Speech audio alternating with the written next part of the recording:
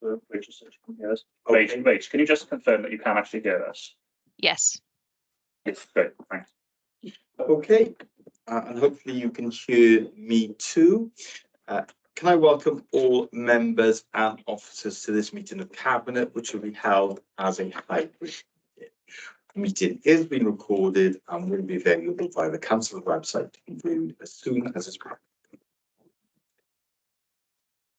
Everyone participating in the meeting will be accessing the meeting either from committee rooms 2 or 3 or from remote locations.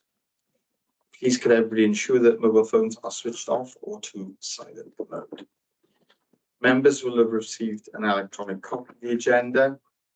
I will ask officers to present a summary of the key points. For the record, the agenda can be viewed on the council's website. Members and officers will be speaking at various points during the meeting, and those speaking may switch their microphones and cameras on at that point. Whether in the chamber or remote, if any members or officers wish to raise a point or question, they should press the hands up icon on the screen hand at the top right hand side of the Microsoft Teams window, and I'll come to you in the order that I've received requests. Please lower your hand once you finish speaking. Chat button has been disabled. Please do not use microphones until I invite you. Our officers from Democratic Services will be supporting the meeting and will be monitoring the use of microphones throughout the meeting. When necessary, we'll mute those not to be used. We'll also ask the officers to introduce themselves as and when invite them to speak during the meeting. Officers to ensure microphones and cameras are switched off when not in use, please. We will now proceed to agenda business, and the first item is to receive any apologies for absence from members and officers, and all members of the cabinet are present. Management. So we will now receive declarations of interest and any officers in accordance with the provision of the members' code of conduct adopted by the authority in 2008. Councillor Farr, please. Thank you, Leader. Personal interest on item 13, please. Okay, thank you for that, Councillor Farr. If, of course, any members or officers identify any interest during the course of the meeting, please indicate that point. We will now receive for approval minutes of the last meeting of Cabinet held on 20th of February. Can I have thank you, Mr. Farr, seconded by Mr. Williams. Everyone in agreement. Thank you, guys. So we will now receive the first report on today's agenda, and that is on the outcome of the consultation on the draft participation and engagement strategy. And I will invite our Chief Officer of Finance, Housing and Change to introduce this report, please. Okay, thank you, Leader. Just for the sake of the recording, I'm Carrie Slord, the Chief Officer for Finance, Housing and Change. So the purpose of this report is to inform Cabinet of the outcome of the draft participation and engagement strategy consultation process, and also to request that you approve the strategy for publication. On the 17th of October last year, Cabinet gave approval for the commencement of a public consultation on the draft engagement and participation strategy, and requested that the final strategy be reported back to Cabinet for approval. We want to ensure that our residents and other key stakeholders are involved in key strategic decisions. Therefore, 3 aims have been developed to ensure that we achieve this. Firstly, we aim to bring all of the Council's consultation, engagement and participation activities together into a single, easily accessible online hub, with a long-term objective of developing a portal that joins together all pathways for participation within the Council. Secondly, we aim to ensure effective engagement and participation across Bridgend County Borough. And finally, we aim to keep up to date with the latest and best methods of engaging with residents of the County Borough.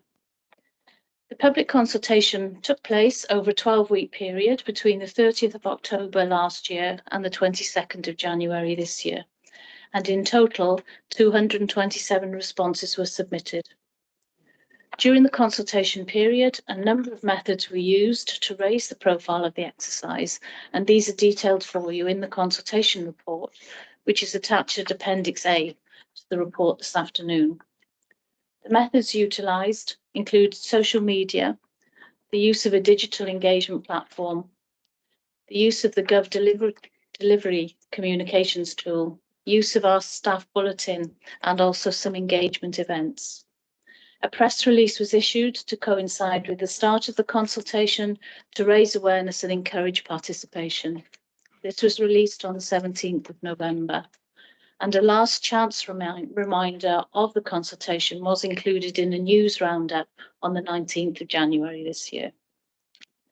As a result of the consultation process, it is planned to develop a model for each of the aims that are in the strategy, and to deliver measurable and specific targets for each one of those. For the consultation process, all methods of communication and platforms that are currently available have been listed in order for residents to make an informed response. On receiving the feedback concerning Objective 1, we identified that a popular response to this was the accessibility of those residents that are not online or are unable to access online services. With that in mind, we will emphasise and ensure that this is made clear in the action plan and that this objective will not replace current face-to-face services and engagement practices. Attached at Appendix B is the engagement and participation strategy for you.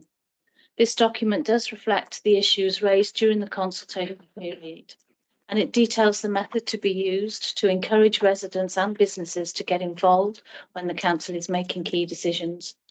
It details how children and young people will be supported to engage with the council.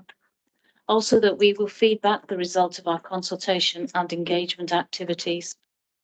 And also what we will do to ensure that we achieve the 3 aims that I outlined above, and how we will measure our success in implementing this strategy. It is now planned to establish a working group to collate an action plan over the next 6 months. This will identify key tasks and areas for services to focus on and enable specific actions to be agreed in order to achieve each objective in a measurable format. So if I may, Leader, I'd like to take you to section 9 of the report, where it is recommended that Cabinet notes the outcome of the consultation and approves the engagement and participation strategy attached to Appendix B for publication. Thank you. Thank you for that report, Alice. I will now invite the Cabinet members to contribute, and first we have Councillor Farr. Thank you, Leader. Thank you very much for the report and the strategy. Just got a couple of questions, if that's okay. On page 12, 3.6, we've got 35,000 people who are providing us with their email address, and we sent them this consultation. Do we know how many emails were actually opened? That people looked at the survey, opened that. That's one question. It's really good that we did some face-to-face engagement. How did we share with the public that we were holding these face-to-face engagement? Because in the report it says we did it on social media, but we know there's lots of people who don't have access to social media or to IT. That's 2. My third question is, did we have any response from the citizen panel, town and community council and the youth council for the survey? And my final question is, how do we feed back to the public? Because what often happens, we get people tell us that we don't listen to them, we don't do what they say. So how do we feed back to the public that out of so many thousands of residents, this amount of residents have responded, and that's why we've taken certain decisions? Thank you, Chair. Thank you for those questions. A number of questions from Councillor Farr, and I'm sure the Chief Officer will have some of those answered, and I'm sure our consultation engagement and qualities manager, who's also joined the meetings here today, will be able to answer some of those questions too. So over to you, please, Gareth. Okay, thank you, Leader, and I may well ask Zoe to come in as well as we go through this. With regards to the emails that we sent out that you mentioned, Councillor Farr, we sent them out to the Gov delivery addresses that you've already mentioned, and we did send out further emails after that. We also sent information out to over 1,000 people who sit on our citizens panel as well. And from the information we sent out by Gov delivery, we actually had 33 clicks on the survey, and from the citizens panel, we actually had 291 total clicks as well. I suppose on the Gov delivery, that's not a high percentage, is it, based on the number of emails that we have? But it's only one method that we use to actually try to communicate. We did put out quite a lot of information about the engagement sessions, the in-person ones. I don't know, Zoe, whether you could just pick up really on what the response rate was on those, you know, how well they were attended or otherwise, because we do find that rather a mixed media really for actually engaging with people. Yeah, to be honest, it was quite good that we were able to compare this to because we were consulting on another strategy at the same time, and trying to go with what was the most appropriate or relevant means of communicating both strategies. So we did quite a lot of public engagement with this, and I think what was evident was the sessions weren't highly attended. We did promote them. I thought we promoted them quite well, like I said, across social media. But obviously, you've got the digitally excluded community. So we tried to let town and community councils know about the event so that they could let the residents know as well.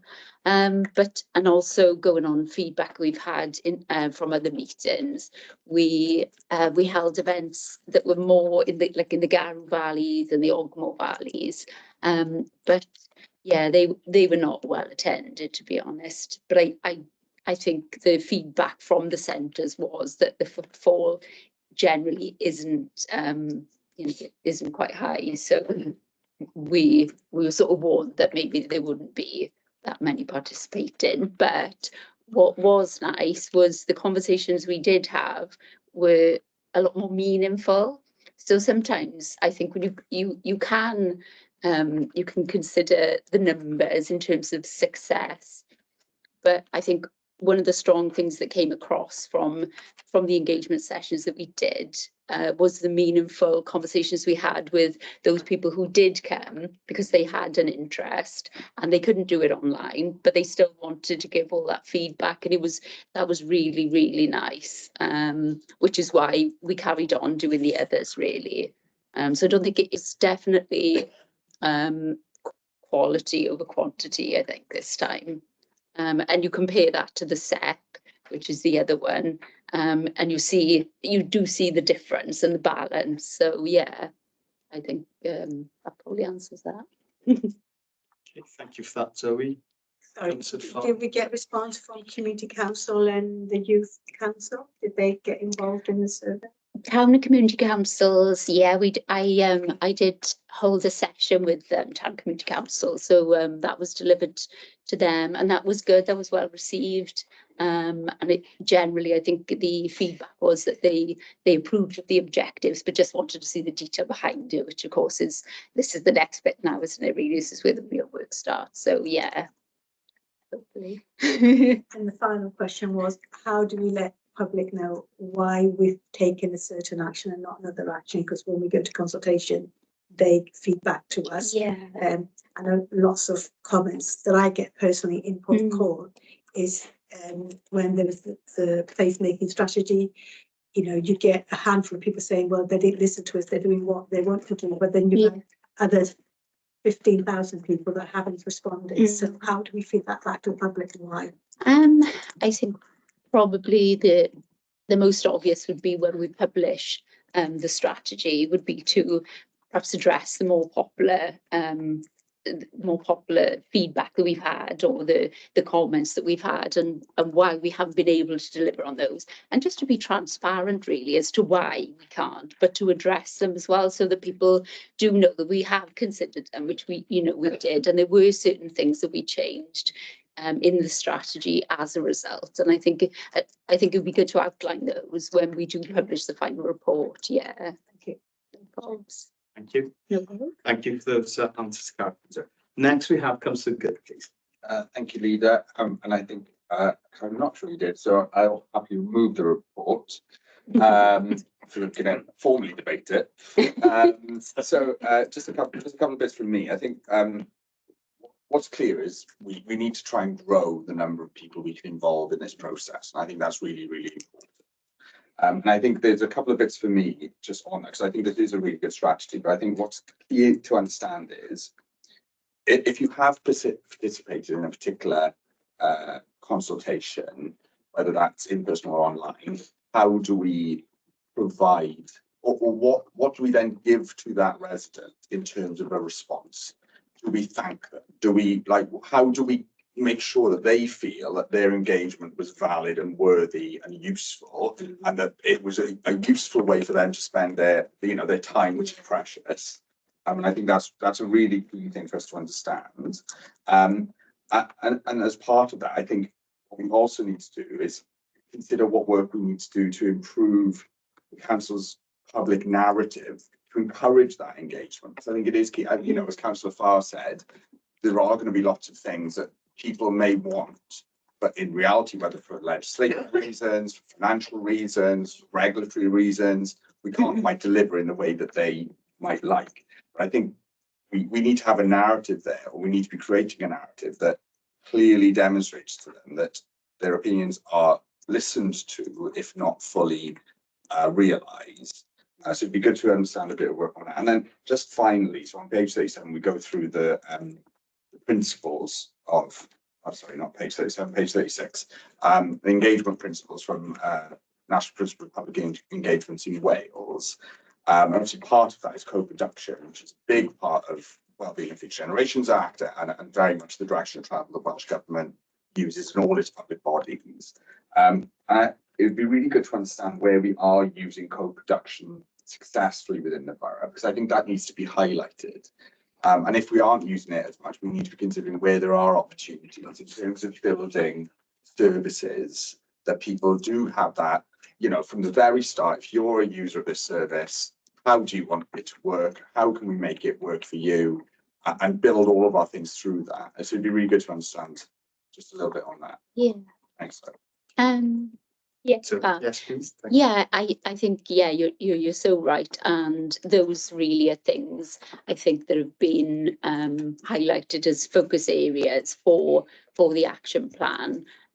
Like we've said from the start, really, it's a corporate strategy that needs to be owned collectively. It's definitely not something we can do as a little team on our own. So I think, I'm hoping that there's going to be a lot of representatives coming forward from different directorates, so that we can, like you say, get that started and get the details really, and so we can start to pull something productive together, something measurable. So yeah, this is, I guess, next steps for us really, isn't it? And is that something, I don't know whether Mark, in terms of sort of CMB and making sure that there is that corporate buy-in, do we have a plan to how we instill that, sort of going, cascade it through the organisation?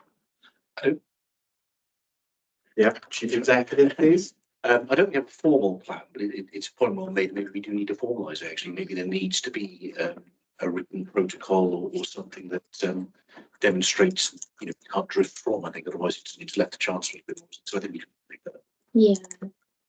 Yeah. No problem. And certainly, we can expand on this more when we've got cabinet reports or council reports to full council. When the other committee of the authority has been clear how we've addressed the proposed strategy that we've got here today. What route have we taken? Because different policies and different initiatives will require different types of engagement, won't they? It can be very narrow, because quite often we're driven by static, you know, so the Licensing Act, and when we're consulting on that, we have to consult in a very defined way, because it's defined by regulation and statute, and therefore it will be a tailored approach to different areas of policy. I'll bring in the deputy leader next. Thanks very much, Leader, and I'm really pleased to see the term co-production throughout all this. As a chair of the Regional Partnership Board, it's very much key to us about community conversation and engaging with those with lived experience to inform and develop policies and procedures. So I'm really pleased to see that bit in the strategy. I was quite concerned, actually, Zoe, because the budget consultation had 2 in-person events. And like you said, the qualitative and the quantitative data that we get from the different engagement strategies that we employ, having someone in front of you, the quality of data that you get and their explanation is so significantly different. And I think that's something we need to take on board. Yeah. Appreciating that social media is a thing. We've all got to be cognizant of the fact that social media is out there, but a lot of people don't read it and they are actually avoiding the news because they don't want to read noise that. Sure, yeah. So I think that's worth noting, and the amount of responses that we had, the majority of them didn't come from social media. So I think that's something else. Don't be reliant on social media. No, It's not an effective tool quite often. I do have a couple of other things that I would like to say. And I've actually written down, you can't get that personal touch to one of the comments in here.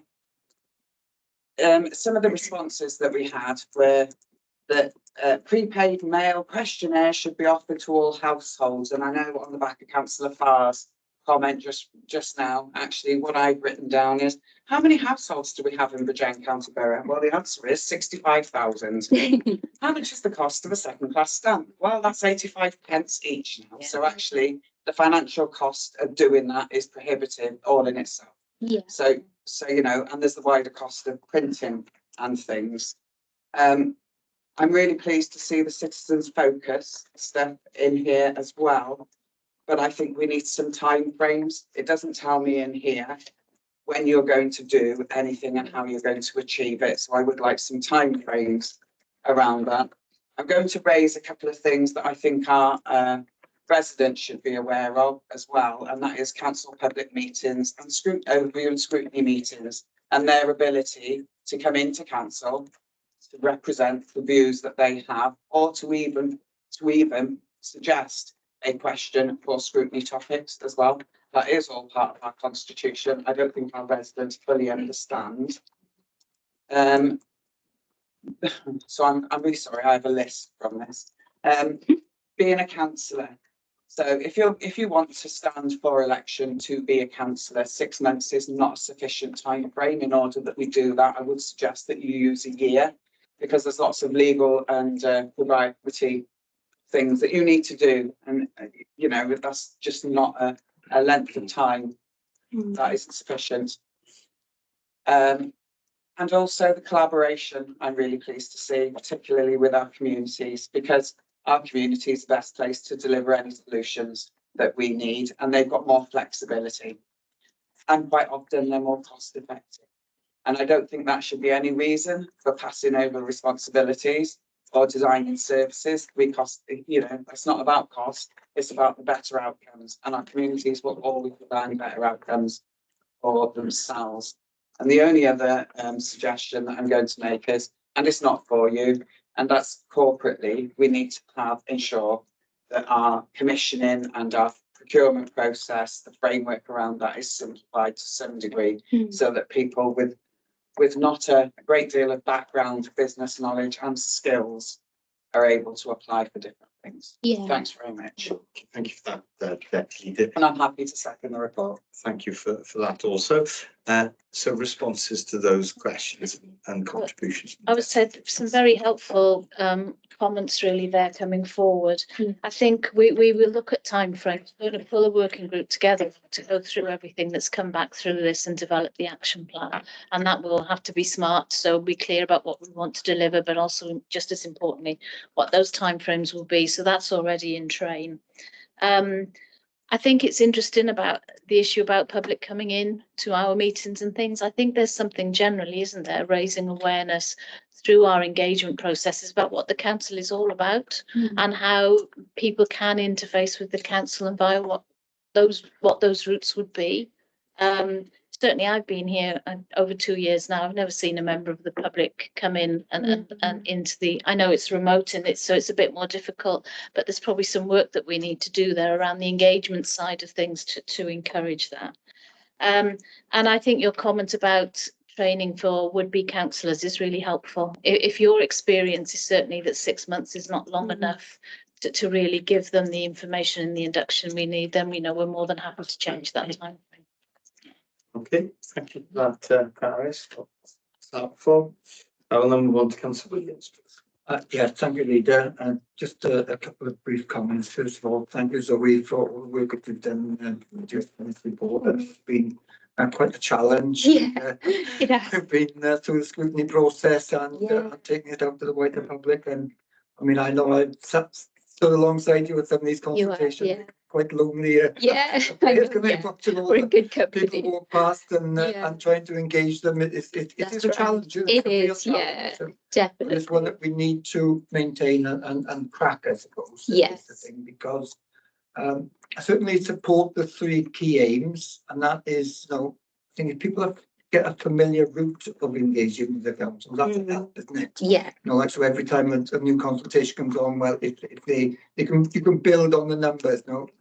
We were fortunate with the budget consultation. We had a good response this time, but we need to build on that, isn't it? Those people who've engaged with us, we need to go back and sort of build on that. And then it really is important that the consultation is far and wide as well, because then that gives us a balanced approach and meaningful information, I suppose, that we can use. And also, it's really good to ensure that we're using best practice and we're almost looking sort of thinking outside the box and how we can do things better, isn't it? Build on what we've got. Just going to touch on 1 or 2 of the points, because in there is engagement with elected members and engagement with staff. I think that is really important that we get a line in there, I suppose, about providing right information at the right time. And I think that is really important, that we get clear, concise information that members can access so they can respond to queries, and on the spot almost. And you need this sort of stuff front of mind, don't you? So you can make a timely response then back to members.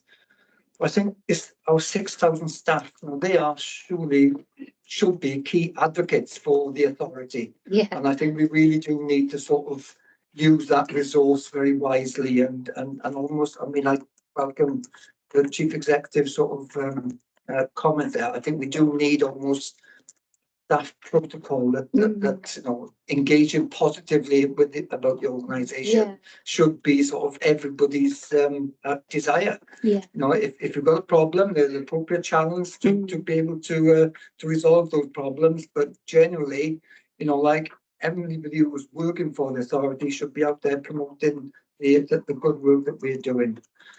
So with those bits and pieces, and I'm happy to.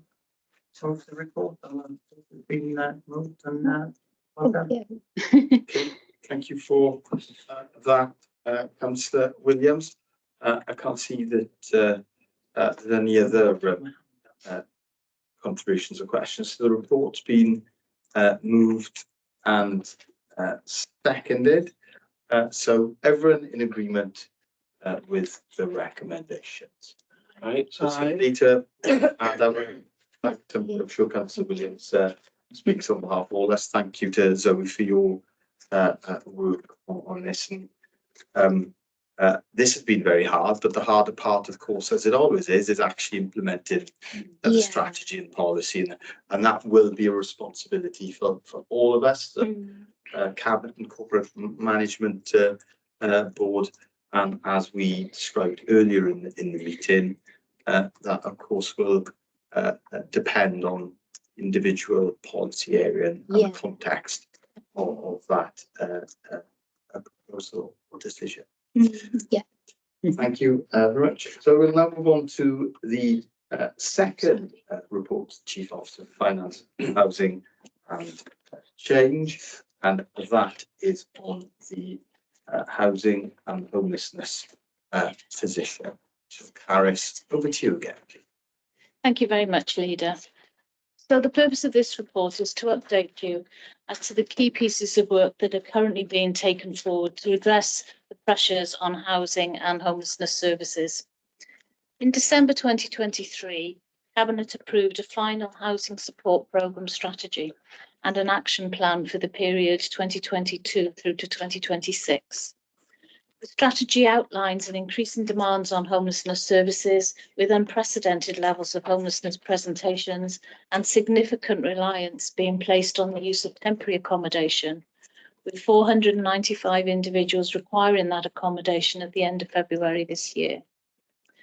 There's also been a wider demand on social housing across the borough, with the number of applicants on the Common Housing Register having increased from 816 in 2019-2020 up to 2,575 at the end of February this year, as well as resulting in people having to wait longer to access housing. This has also presented a key challenge for the council in moving households on from temporary accommodation, resulting in the council having to use a range of different arrangements to access the level of temporary accommodation that we require. At 2.7 in the report, the increased spend on temporary accommodation is detailed for you when you can see the significant increase in the level of spend in relation to this service area over that period. Much of that has come in since the pandemic, and actually we have been supported by Welsh Government via a series of grants that continued on beyond the original pandemic funding. In addition to that, this council has also increased the level of budget within its core budget, its base budget, to support this level of spend. At the moment, the demand for this accommodation is not reducing. So to provide appropriate support for those requiring temporary accommodation, a number of solutions have either been introduced or are being expanded at the current time. These are detailed in section 3 of your report, and they include the expansion of the alternative to bed and breakfast accommodation service, the use of capital funding to increase the numbers of social housing units available.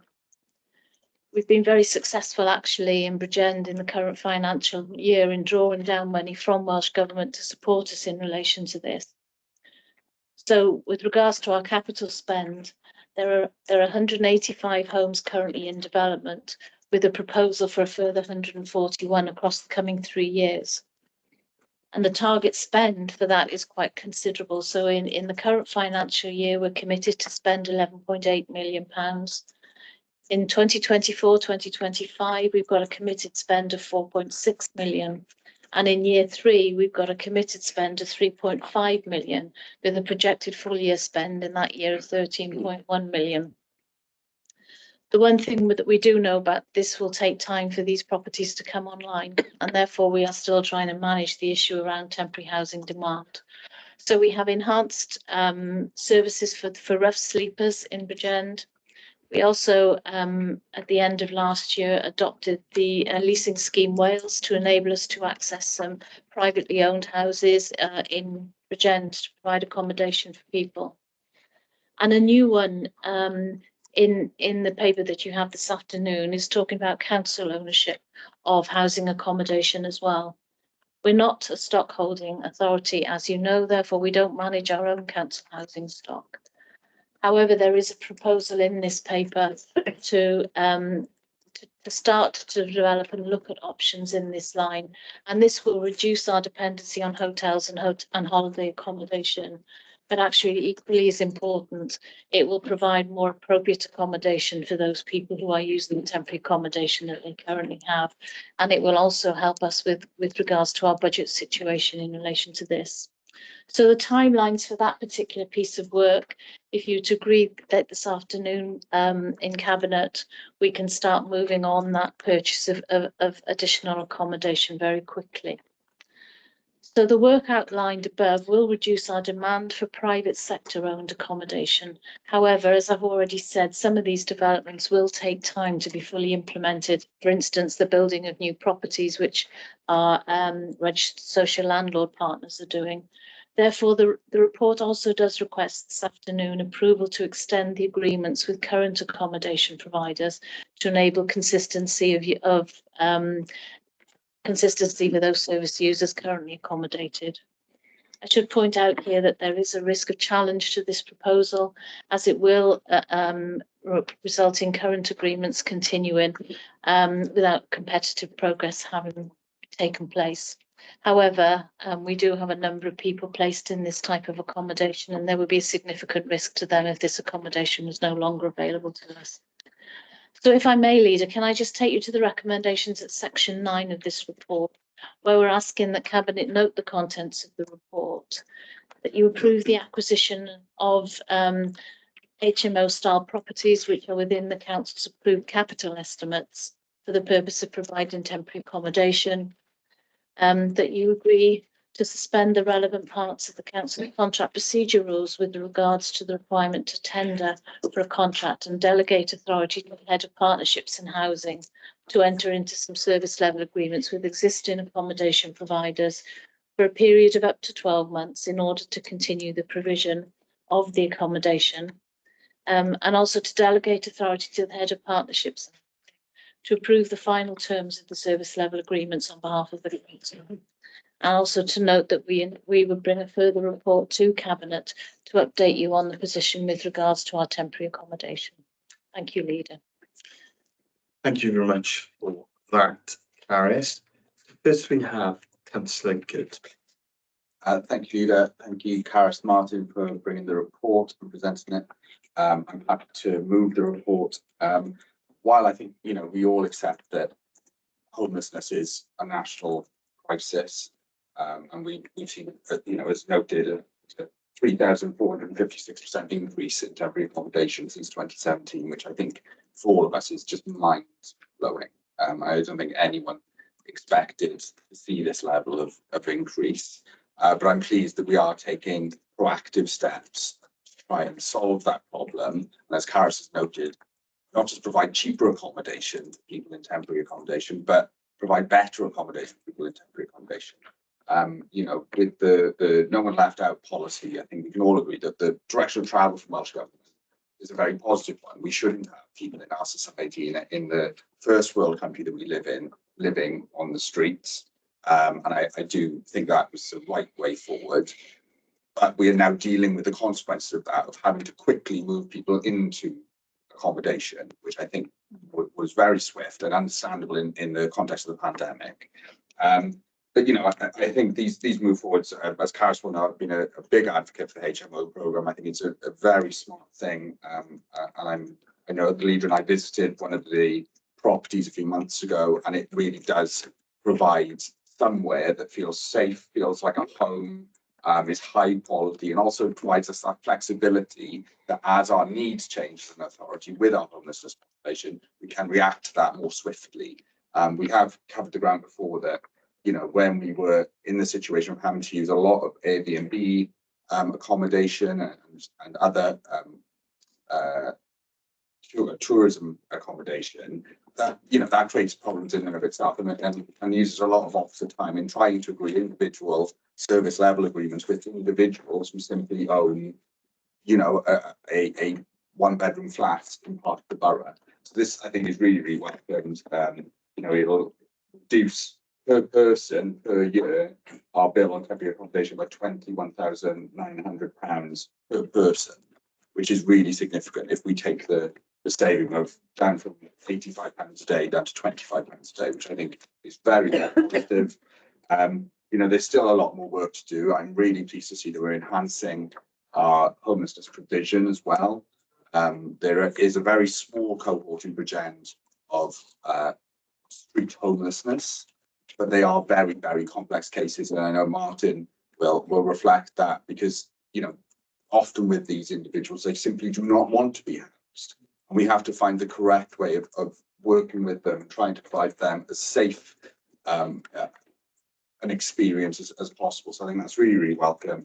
I'm just closing saying that I think we should also reflect on a lot of our providers are facing an awful lot of challenge themselves. At the moment, the monies coming from Welsh Government haven't increased to provide those services, which does lead to difficulty. You know, there's been a lot of conversation within the homelessness sector. They are going to struggle, and we need to keep an eye on that.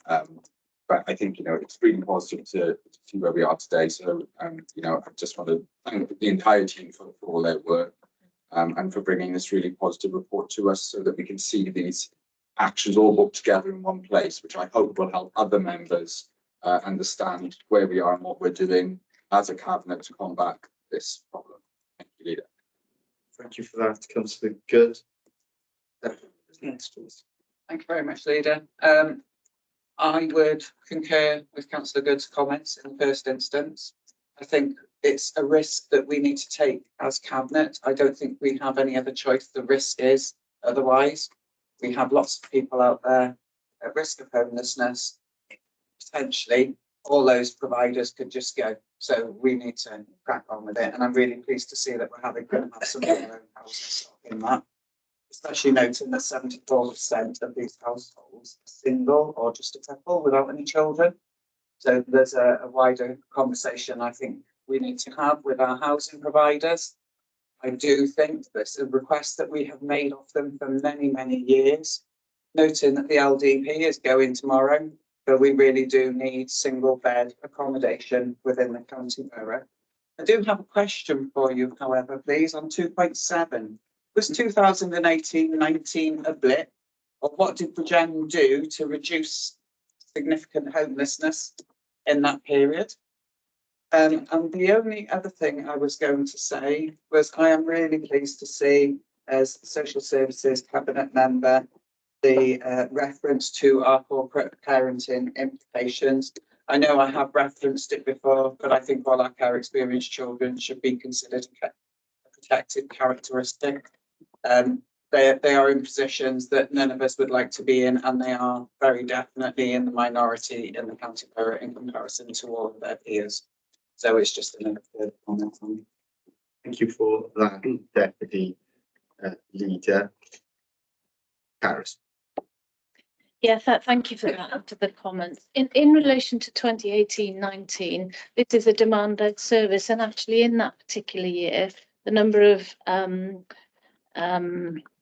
people coming forward presenting as homelessness dropped. Obviously, as well, prior to the pandemic, we were able to offer other services, and we didn't, if we could, we would offer other services. So actually, they didn't come as homeless, and we didn't have to provide them with temporary accommodation. That obviously changed significantly in March 2020 when Welsh Government guidance changed as well. We also had better access to a certain extent to some of the private sector housing that's available in Bridgend as well. The differential between private sector rents and the that we pay in the social sector weren't as great. Therefore, we were able to access some of that capacity as well across the county borough. And then you'll see then, I mean, so that's the reason the demand dropped, and there were other contextual issues around that, which changed dramatically, as you can see from that table there in 2.7. Yeah. Thank you for that, Paris. Next, we have Councillor. Thank you, Leader. Thank you for the report. I really welcome it. I'm really looking forward to us buying our own homes for homelessness. I know some of the referrals that I've put in is about single dads who have children who have been staying in hotels, and they've complained that there's no cooking facilities, and because they're in a one-bedroom hotel room, it's been difficult for the children to stay over with them because they don't have access to the children. So I'm really pleased to see that we are going to be starting to do something more where they can have the children and be able to cook. My question to you, Caris, is on 3.9. It's saying here there that we are currently 185 homes in development with proposal further 141. So my question is, where are these 185 homes and what are the timeframe for them to become available to us, please? Thank you. Thank you for that question, Councillor Farr. I can see that the head of partnerships has raised his hand. So very warm welcome to Martin Morgan soon. I'm hoping you've raised your hand to answer this question, because I'm going to ask you to answer the question. Martin, please. Thank you, Leader. Yes, in terms of the number of houses you just talked about there, Councillor Farr, in terms of 185 homes and a further 141, that's across our 3-year programme, which is our SSG programme, is known as the PDP. So there's a number of sites. I can provide all the sites to the Cabinet following this. Can't read them off the top of my head, but it's across the borough in terms of those. And the expectation is, for example, the Wellness Village in Sunnyside is one of the examples that we'll be putting homes in. So I can provide Cabinet with all the PDP programmes over the next 3 years. And I just want to reiterate what Caris said there. Although the projection is £4 million as an example, in year 2 we'll be expecting and working with ourselves to deliver the full allocation of 13.1. That's dependent on how quickly they build and the resources available. So the PDP covers the whole borough, north to south, and I can present the schemes where they are. I should put an addendum, so apologies on that. Thank you for that, Martin. That would be very helpful. Cheeky, that's one question. You- on the same. You can have ask one more question. Of course. Thank you, Leader. Martin, I was wondering, when these properties become available, will the individuals who are homeless will be allocated straight away, or will they have to go through a process? How will we make allocation in order to reduce our expenditure, please? Well, in terms of safeguarding the authority, we have our social housing allocation policy, which is a fair process in terms of when people apply to a common housing register, and they're measured in terms of their need, and we will be nominating via our social housing allocation policy. Alongside that, with our rapid rehousing in terms of persons who are in homeless stroke temporary accommodation. So we'll follow our processes, ensure it's fair and equitable for all residents across the borough in terms of access to the new homes when they're available. As we do when any RSL offers properties, we go through those nominations and we present in date order when the applicants apply to the Common Housing Register. Thank you. Thank you for that, Councillor Farr. And of course, all bar one of our registered social landlords allocate all their properties through the Common Housing Register, don't they? And Valley East Coast, our biggest RSL, allocates most of their properties through that process, and also carries its own waiting list and application process. On the social housing grant, I think that additional report to Cabinet would be very helpful. So I'm sure that can be added to the recommendations. And what we should, of course, also stress is that that is not the only funding route for social housing, because, of course, we will have Section 106 contributions from major new developments, and, of course, RSLs can fund, in addition to that, their own house building programme. And that's important because, of course, whilst 326 new homes is very good news, it does not obviously meet the needs of all the people on our register, and the number of people on our register grows. It is significantly short of the total number of people that are waiting for homes in the county borough. Councillor Blundell is next, please. Yes, thank you, Leah, and thank you, Martin, Caris, and also Councillor for the report. I know it's been a long time, and a lot of work has gone into it. So thank you for that. I think the important thing for me, and probably for most of the council, we've just done our budget, and when we look at the budgets going forward, I know with the Welsh Government strategy of all in, there was some money, and there is some extra money. That money doesn't go far enough, or indeed cover the majority of what is needed. So I guess the point is that, again, we have had Welsh Government legislation, well meaningful Welsh Government legislation that doesn't go forwards fully. But I guess the point really, if there even is a question, is that how are we going to help manage that in budgets that we have here in the council? Because as Harris often tells us, our first duty is to make sure we have a balanced and working budget going forwards. Thank you for that question, Councillor Blundell, and I can see that Martin's raised his hands. I'll bring the Chief Finance Officer in first because she's been the Chief Officer for Housing, also of course the Chief Officer for Yeah, thank you for that, Leader, and thank you very much for the question. It is a significant increase in spend, isn't it, in a very short period of time. Welsh Government did make considerable funding available during the pandemic to support this initiative. When the pandemic grant monies fell out a couple of years ago, actually they have continued to fund the work that councils need to do via for their homeless people. However, that is tapering off. It's not at the level that it was at.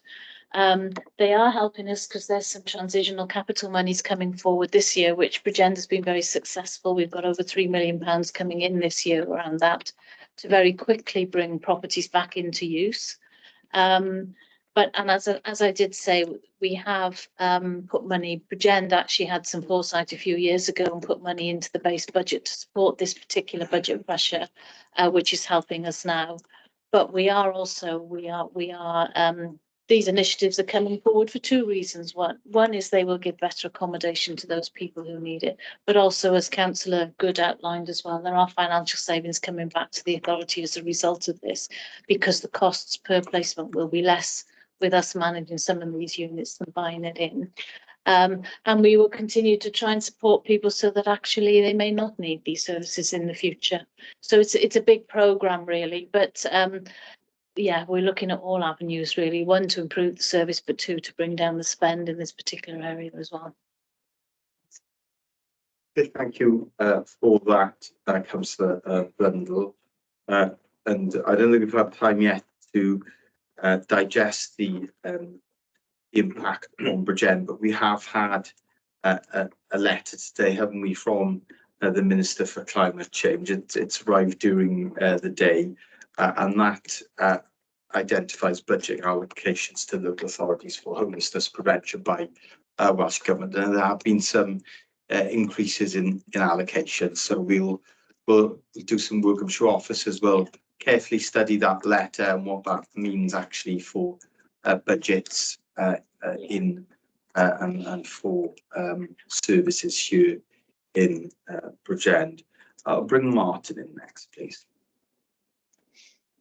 Thank you, Leader. And just to respond to Councillor Blundell's question, that's what the strategy around the HMO procurement is about. It's about reducing that ongoing revenue. As you can see from the report, we have £700,000 projected overspend. But as the Leader just mentioned, the new housing support grant has come in, and there's some flexibility around, for example, the discretionary grant where we couldn't use that for temporary accommodation. The Welsh Government is saying that we can. So that will work with Welsh Government. We've done some significant lobbying as well with other authorities into Welsh Government around the temporary accommodation, because the pressures that we see in the 354% increase in Bridgend is not solely for Bridgend, it's across all of Wales.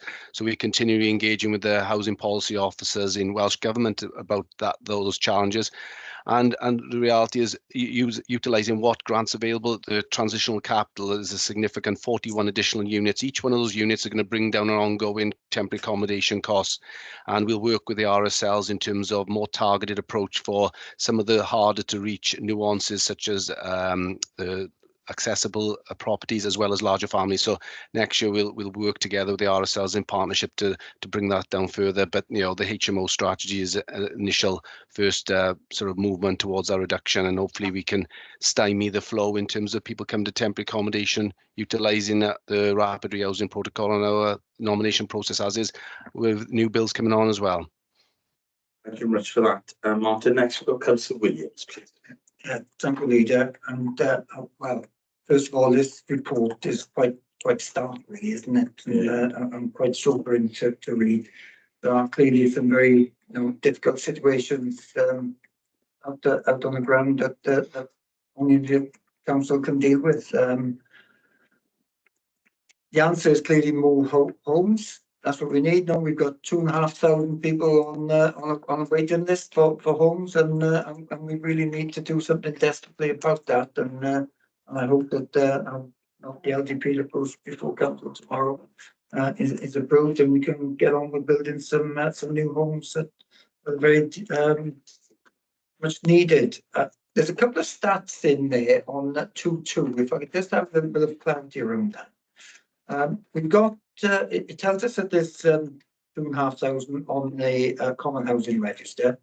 We've got 1,600 presentations and then 500 in temporary accommodation. So I'm just wondering that there's 1,100 there. Then do they go onto the housing register, or do they stay where they are, or what's the what's just a little bit of clarity for me on that, so I can understand that that paragraph a bit better. Thank you for that question, Councillor Williams. Martin, please. Agree. Thank you, Councillor. So in terms of the stats, I think it's just us representing from a background perspective our highest applications in terms of presentations for 2021 in terms of being 1,600 as that was the height of the COVID. So that's just a demonstration of where we are in terms of homelessness presentations, which we exhibited numbers that we've never seen before. That's the highest. That has fallen down. So the next paragraph in terms of where we are, albeit we've seen a 256% increase of households in temporary accommodation. So that's an increase of that. We currently got 273 households, which equates to 495 individuals in temporary accommodation. So we're seeing on average around about 35 presentations a week. And then with a placement between 5 and 15 into temporary accommodation. And on the flip side, we are seeing households moving from temporary accommodation into more secure, because that's what we're doing in terms of that preventative approach. So it's marrying that up. So we have hit a bit of a stymie in terms of, or a consistency in terms of households in temporary accommodation, but that doesn't mean it's static. So we're seeing, as I said, between 35 average a week coming in, and we're seeing possibly 15 going out and then 15 coming in. So it's into temporary accommodation, or we are alleviating those presentations into either the PRS or the social sector. So I hope that goes some way to explain those. But that was a record in terms of homelessness presentations for that specific year down to the pandemic, Councillor Williams. I think that's an important distinction, because of course you can have applications to Common Housing Register by households, one, who do not require temporary accommodation, but we do assess that they have a different housing need that currently hasn't been met. So they could be in overcrowded accommodation and are applying for bigger, more suitable accommodation. On that note, around the scale of the challenge, I never miss the opportunity to urge anyone who is facing homelessness to get in touch with the council as soon as possible. We can provide, can't we, Martin? And perhaps you could talk to some of the initiatives that are available. We can provide support to people much earlier than quite often they realise and know, that can actually prevent them becoming homeless in the first place, and that could be emergency payments or support. I think it'd be helpful if you talk to that, because time and time again, and I'm sure other councils see cases where unfortunately it is too late and people have been evicted or they're losing their homes. We can't always help, but sometimes we can. It's important that people do come forward as soon as possible, and there is information, advice and support available. Martin, please. Yeah, thank you, Leader. That's quite correct. We'll do whatever we can where possible. We've had certain cases where persons may be on benefits but working and losing their job, so we can then work with the benefits team in terms of topping up and supporting those households in that perspective. But I think you're right. It's taking each case on their merit. If they contact housing, then we can then review that case and see where we got lots of schemes in terms of supporting them, in terms of financial assistance and help in terms of that budgetary etc. So it's key. Early intervention is acknowledgement that there's potential issues and contact us, and we can work with those households in terms of helping them. As you said, we can't possibly help everyone from that perspective in terms of staying in that exact accommodation, but we will fulfill and support where possible. And if that means moving on to temporary accommodation, that's our last protocol. But we will, as I said, anyone who's a threat to homelessness, we will support them. Thank you for that, Martin. I suppose it's only just to provide some context and some positivity around housing. And that is, I've had to contact Martin on several occasions. Quite often, it's not because people have been told that they're going to be made homeless. And the reality is, it's all been done illegally. So it's only because of housing officers that they've been able to advise differently, and they've actually retained their accommodation. And I think the other point that we should make is it's not always council officers that can help and council funds. There are other organisations, particularly as a veteran. I know that one veteran was at risk of homelessness. I can advise that SAFA actually supported that application, and we got that resident moved into more permanent accommodation, but it was SAFA financially that helped them as well. And I think there's also something around community, because I'm aware of a situation where there was a homeless person from Bridgend Town Centre that is being supported by Asda security staff. And they'd actually raised funds in order to kit his house out or his accommodation out once we got him somewhere to live. Now that's a fraught situation, but that's only because we knew different people in order that we could send them somewhere else, because it's not always about us delivering. Actually, sometimes it's about signposting elsewhere. Thanks very much, Leader. So very important point that you've made there. We also support some of those other organisations like the Wallage, W. Martin and Caris to provide some of those services. And then finally, I will bring in Councillor Gill, please.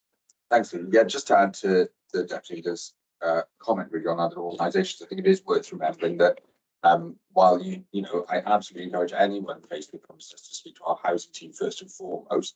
There's also support available from Shelter, Cymru, and provide impartial advice if for anyone with any housing in any housing places, as well as organisations like the Albert Kennedy Trust, which supports people from the LGBT community who are often faced with homelessness far more regularly than other members of the community. So there are plenty of organisations out there who can support individuals beyond the council. So I think that is a very well made point from the DEP. So I just want to add my remarks to that.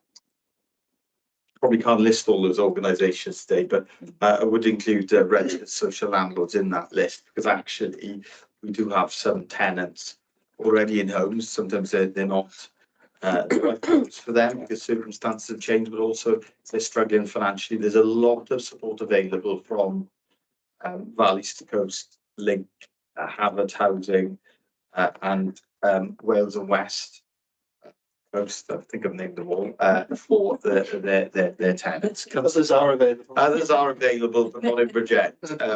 I just wanted to second the report, Leader. It's been more bad than seconds. So okay, thank you for doing that. Is everyone in agreement with those recommendations, subject to us receiving that additional report from the social housing grant?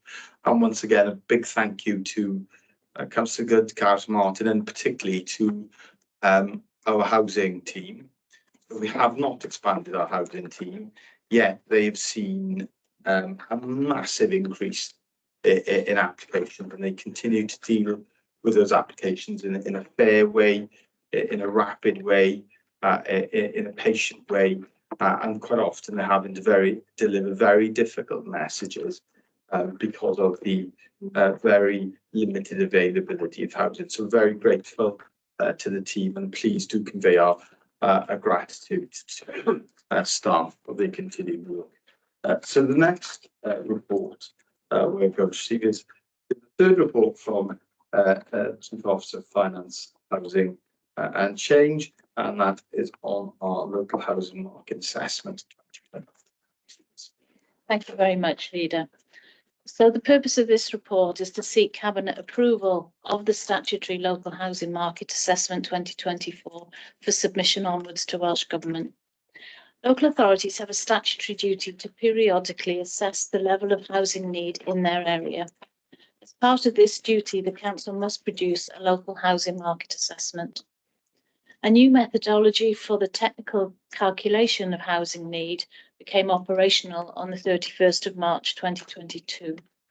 Local authorities are required to rewrite their local housing market assessments every 5 years and also to refresh that assessment once during that 5-year period.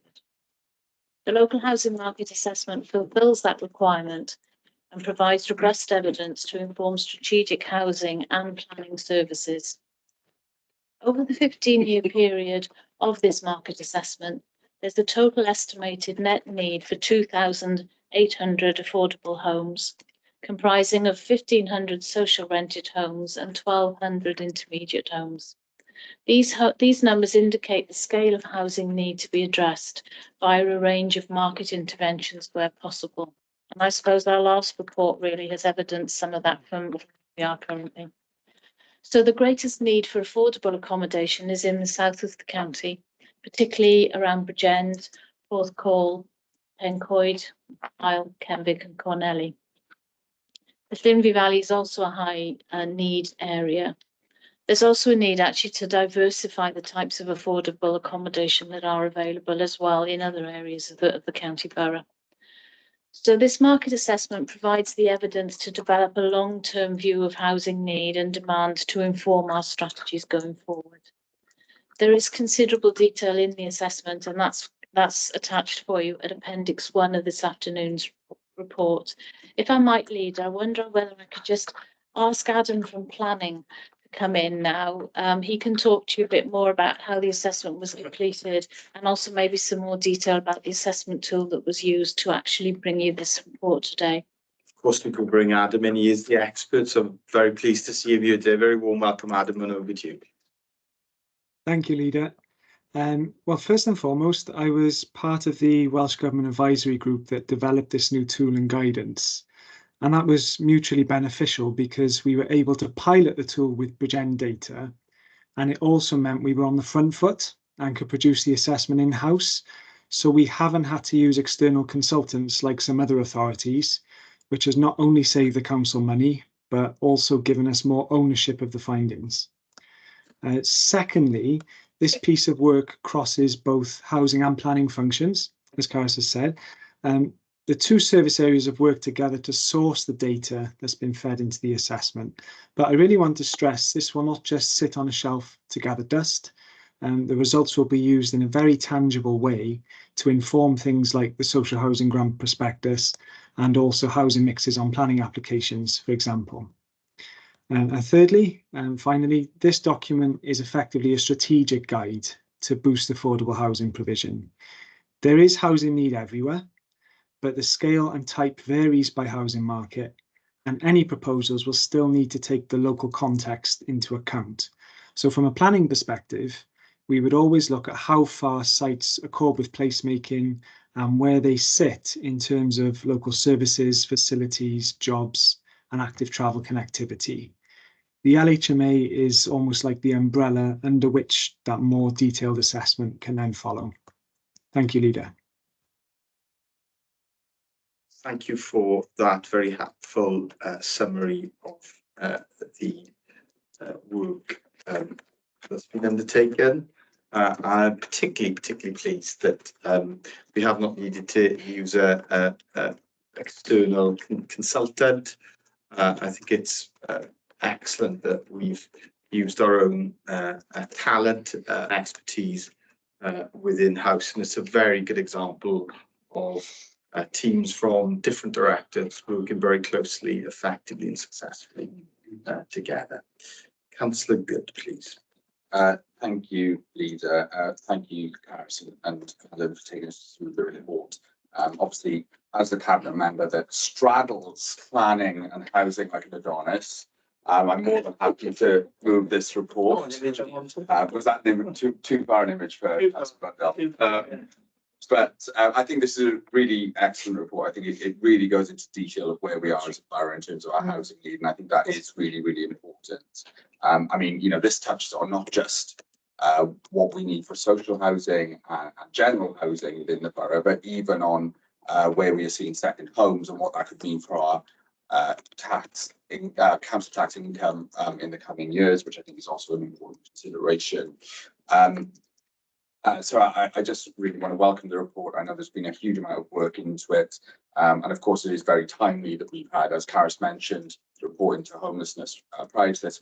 We will hopefully be able to pass the LDP tomorrow at full council. And all of this will coming together, I think, to put us in a really strong position in the coming years to build new houses, regenerate large parts of the borough, and provide housing for people most in need. So it's really, really welcome. The only thing that I have to ask really, because I think this is very important, is that we make sure that this report goes to the Public Service Board and the Regional Partnership Board with Cwmtawr Morgannwg, so that we can make sure that all of our partners, particularly when planning healthcare, and we know that the Health Board does have an ambition to create hubs in primary care within communities, they get on that early insight into where we will be looking for housing, where there will be larger communities, and therefore they can put into their planning what they need to deliver for those communities to make sure that those communities can remain happy and healthy and within 15-20 minutes of vital services. Thank you, Leader. Thank you very much for that, Councillor. The points very well weighed, and there's a wider suite, isn't there, of policies that we're considering today and indeed tomorrow will be considered at full council, and I think it would be very worthwhile for those to be considered in the round by our partners in that fora of PSB and regional partnership as well. And I know there's been engagement on that wider suite of policies, isn't there, Adam? We should confirm that, but we need to make sure that that engagement continues at a strategic level, and we make sure that that engagement is translated into action by some of our partners. I don't know if you wanted to respond to that point, Adam. Yes, please, Leader. Only briefly to say that throughout LDP preparation, we have engaged very effectively with the council's partners to inform development of the plan itself, but it doesn't stop there. And once the plan is implemented, it's also important to carry on monitoring and carry on liaising and to make sure that the policies and proposals are implemented effectively. And things like the LHMA and the refreshed evidence that it contains really can help direct future investment and priorities, not just for the council, but also for our partners as well. Thank you, Leader. Thank you very much for that, Adam. Next, Deputy. Thank you very much, Leader.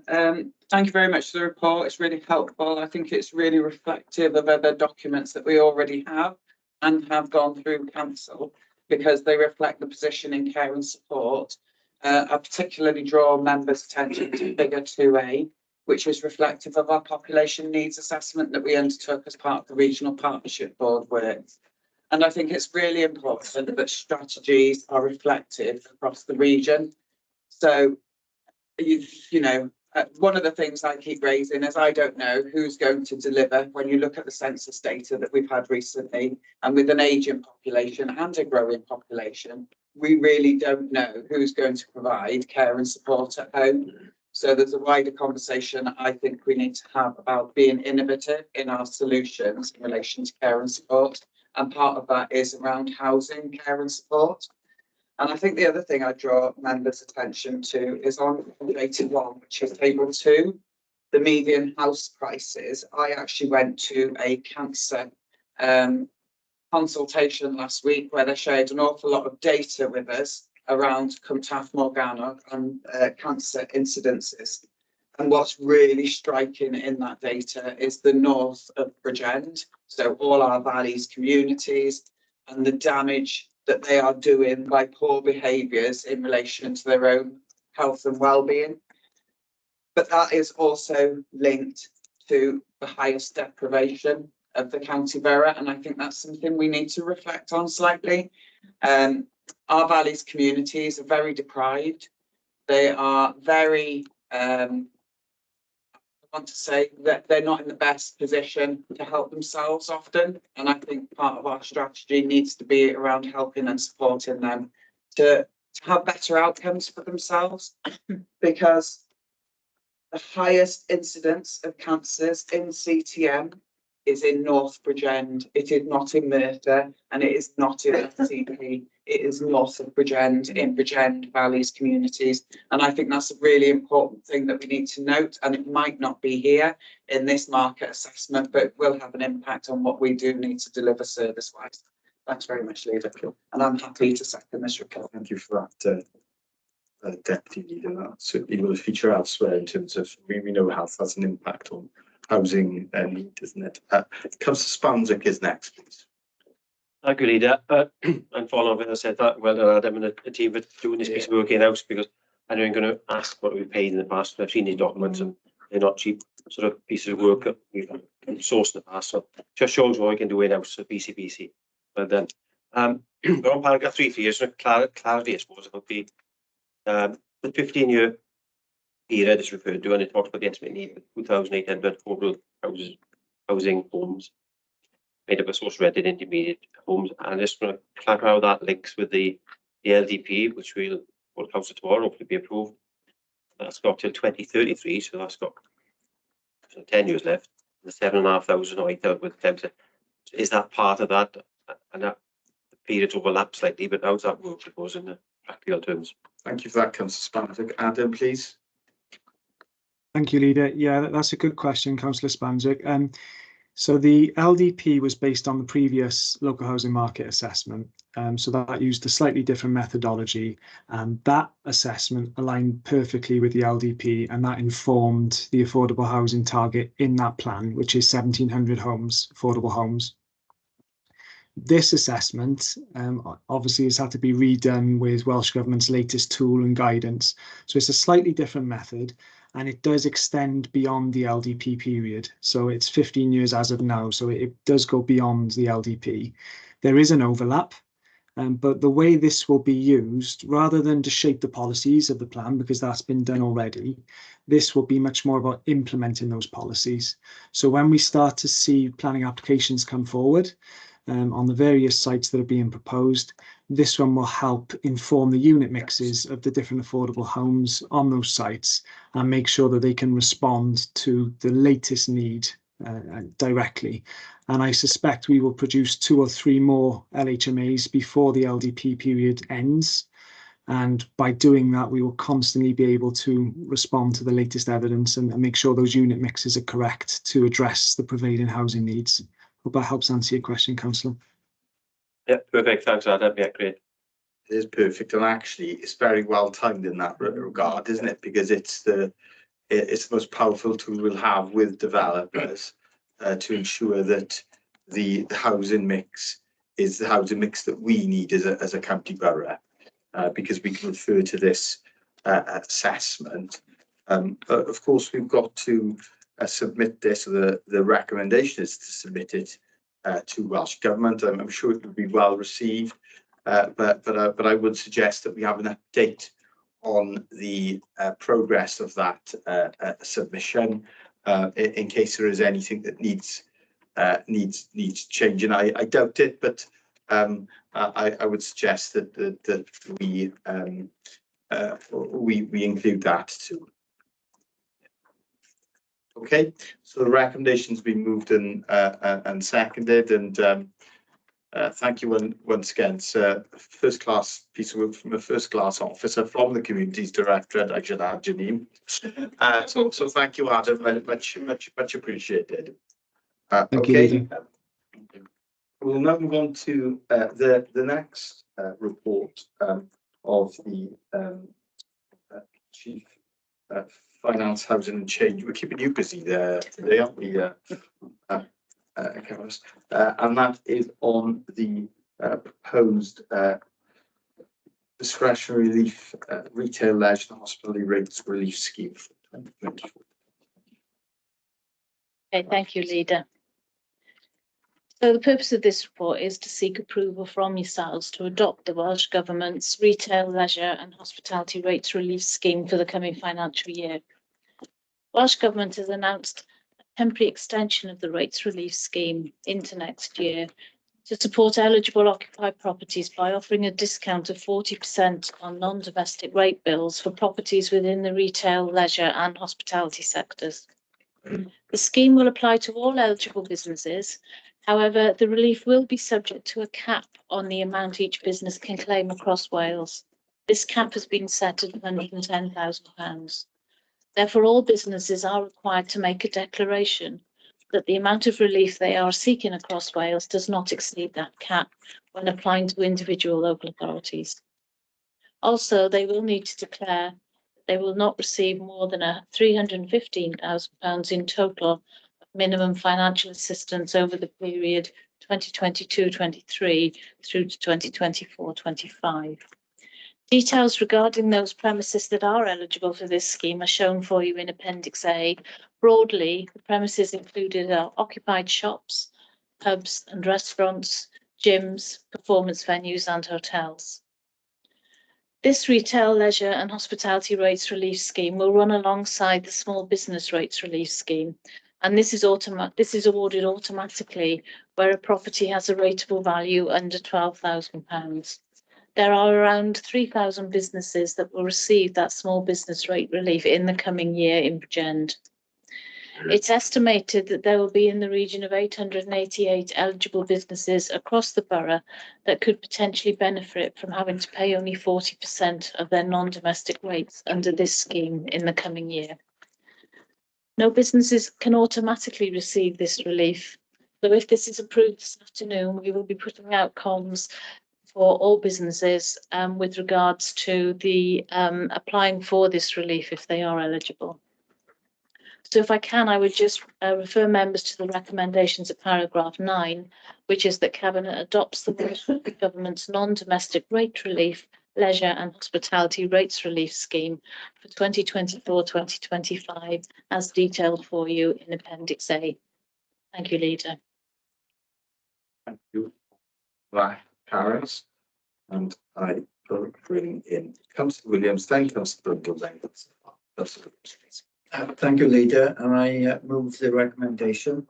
I certainly welcome the support from Welsh Government to help retail, leisure and hospitality businesses across the Bridgend County Borough. As Carson outlined, up to 900 possible businesses can qualify for some support. But I do empathise that they need to apply for that support, and the opening period will be on the 1st of April. Details can be found on our website. This is very much welcomed, but I would like to say that it's Welsh Government that set the rates, even though the Bridgend County Borough Council collect them. So I think that's important to get that point across. So thank you for the report. Thank you for that, Councillor Williams. And next we will have Councillor. Yeah, thanks, Leader. Thanks, Councillor Williams. Thanks, Harris, for the report, and I'll second Councillor Williams' movement of the recommendations. My only question is, obviously there's going to be a lot of business out there who may not know they are eligible for this, or not sure how to even apply for this. So how are we going to get that message out there? Say this is available to you. You can apply for it. Here's how you apply for it. It's on our common strategy and engagement strategy we discussed earlier in the report. Thank you for that question. Councillor Bundle, Carys, please. Yeah, I can confirm that the finance team have already been in contact with the comms team to make sure that if this is approved this afternoon, that we can get information out quickly via the website, and we'll also send it out via social media as well if it's approved. We're also putting the application live on the website as from the 1st of April, so that again, if people can apply for it as early in the new financial year as possible. And also we do work with the town centre manager to make sure that he's able to promote that scheme as well with businesses in the town centre. So we're trying a number of different avenues really to get that information out to those organisations that might be eligible for this. Thank you for that. Councillor Blundell, please. Yeah, can I just, are we able to write out to the businesses we may know that are eligible and say this? Is that something we can do, or is that something that we can't do? I think what we will initially do is make it public out there that the applications can be made. We will know those areas where we would expect an application, and if actually no applications come forward, we'll do some follow-up work to make sure that those eligible are aware of it. That's welcome. Certainly in the past, I know, Caris, that many businesses and organisations, they'll be very quick, won't they, to make the application. And of course, for many businesses, it will be that they've had that relief in the past. That doesn't always mean they'll have it in the future, but they're very likely to have it in the future. So they'll make that application again. Councillor Farr is next, please. Councillor Blundell, my question, so I'm going to ask a different question. Do we know how many applicants we had last year? Because this comes on a regular basis, doesn't it? And also, are we not able to use our employability team to pass the word out there? Because they work a lot with businesses as well, supporting them. Because I know we've had nearly 22 businesses opened up in the last 12 months through our employability support. Thank you for that, Councillor Farr. Caris, please. The number of eligible businesses actually this year are very similar to what we're anticipating for next year, so just about 900 really across the borough. And that's a very good idea. We will certainly contact the employability scheme because again, they will have contacts as well, and it's about just spreading that message as wide as possible, isn't it, to encourage people to apply. Because the scheme is just to reassure, the scheme is fully funded via Welsh Government. Therefore, this isn't going to have a budget implication for us, but it will support our local businesses. Yeah. Do you want to come back in, Councillor Farr? It was just, do we know how many applied last year or the year before? 900. Well, it'd be around 900. Yeah. Right, thank you. Yeah. So opportunity, isn't it? Today's part of that. It's agreed today. We can of course start that work from today to encourage businesses to apply for the support that's been made available. So it's been moved and seconded. Is everyone in agreement? Thank you for that suggestion. I think it's a very helpful one, Councillor Farr and Councillor Blundell, because we really don't want any businesses to miss out. So everyone's in agreement? Yes. Thank you, colleagues. And we will now move on to the break for 10 minutes. Would you like a comfort break? Well, we will have a comfort break for 10 minutes then, please.